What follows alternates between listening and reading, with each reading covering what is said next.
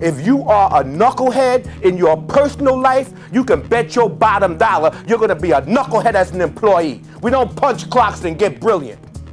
250,000 black men, we're talking about it, an estimate. That's huge. That's bigger than most cities in America. When there's an economic restructuring, which is what's going on here in the city of New York, they tend to be the last hired. New York, one voice at a time.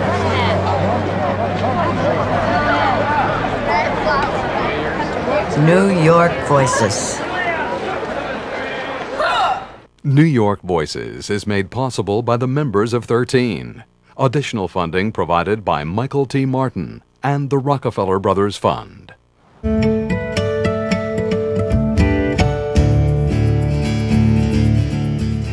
We close now with a look at one inspiring program that's changing the lives of inner city kids by helping them build bridges to the working world through theater and performance. My colleague Johnny Natale recently checked out the All-Stars Talent Show Network. Not far from the excitement and glamour of 42nd Street is another theater, home of the All-Stars, an organization that pulls in kids from the city's poorest areas to perform on stage. It's a feeling I want to stay.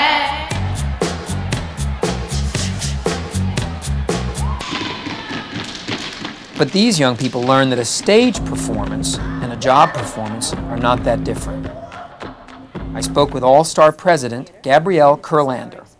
For kids who come through this program, it seems like all the world is a stage, and I would love to hear what the premise of that is and how that helps them in their lives.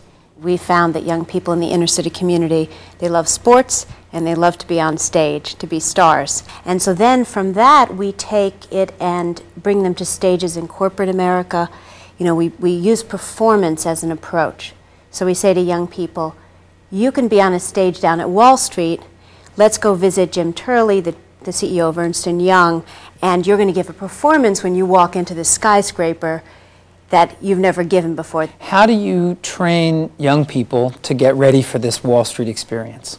And we're talking about young people from very poor neighborhoods with very little experience dealing in anything like corporate America. They come in and they say, oh, I wanted to be in the All-Stars Talent Show because I thought I could get a trophy and I thought I'd be a big rapper. And then we work with them and they find out, well, this is more than about that. It's about them growing. It's about them learning new things. And they get into that. They get challenged and engaged.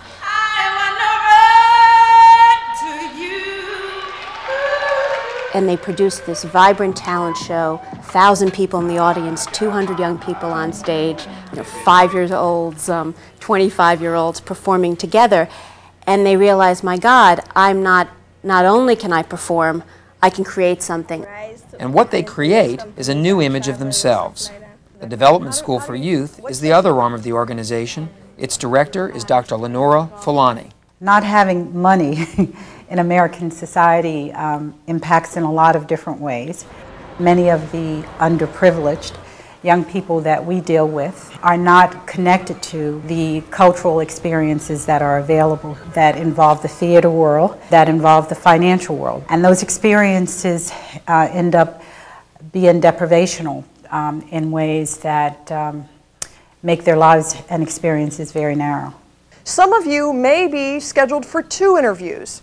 Don't wait and try to do 1 and then 2. Start making those calls at the same time. Try to set those up. With the Development School for Youth, the performance involves these young people figuring out how to organize their life and time so that they show up over a 16-week period in Manhattan at 4 o'clock on time, dressed in their best get-up.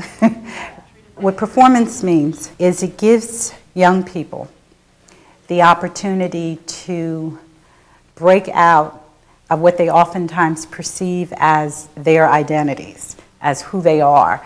They're talking to white people from Wall Street and interacting in a way with the social process that gives them some sense of their position in the process and what they might do to be able to change their position.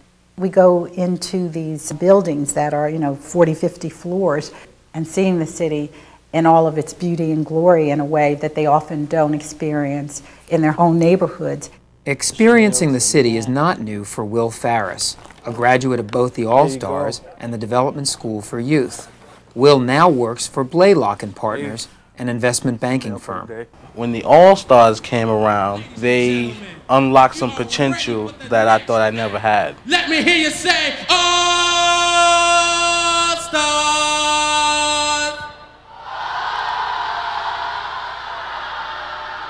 I never thought, I'd do anything like this, like work here, for example, go to Wall Street. It's pretty cool. We've done resume writing. We've done interpersonal performance. You're going to have public speaking next week where you learn to be confident and speak in front of a group with a big, hearty voice. I never knew how to write a resume. The program associate, once again, sit down, just listen. Okay, what did you do when you were younger? Oh, I babysit. Oh, write that down. Really, what school you went to? This school. Oh, write that down. All you did was babysit? No, I did this, that. Oh, write that down, write that down. Next thing you know, it's 2 pages. These are like corporate people from corporate America telling us young minorities how it is in corporate America. I think that's a good thing, so, I have to listen.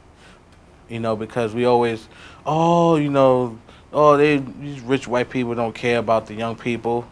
And guess what? They do. I was stunned when I got to meet some of these young people. I've been stunned by how self-possessed, poised. Some of them are very articulate. Some of them aren't as articulate. But they are curious, interested in the world, and they have dreams. They have aspirations. We would love to be put out of business. And if you look at just the staggering unemployment numbers in the black community and in other poor communities across our city, I mean, you could weep.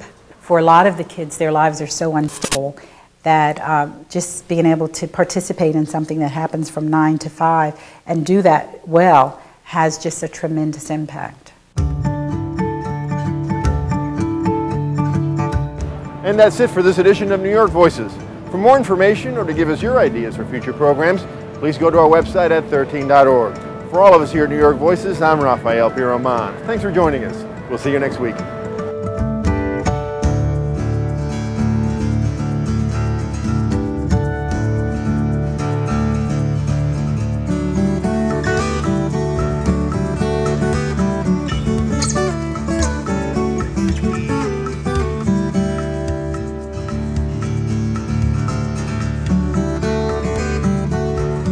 New York Voices is made possible by the members of 13. Additional funding provided by Michael T. Martin and the Rockefeller Brothers Fund.